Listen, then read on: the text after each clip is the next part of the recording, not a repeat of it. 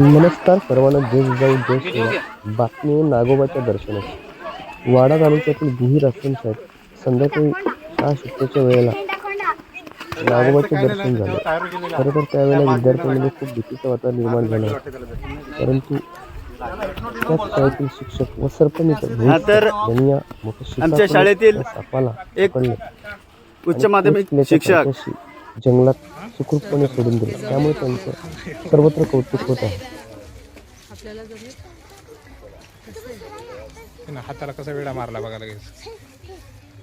हो ना, ते बघा ना, हाताला आपल्या हाताला असं थोडंसं आपण हा मग किती घाबरतो आपण थोडंसं.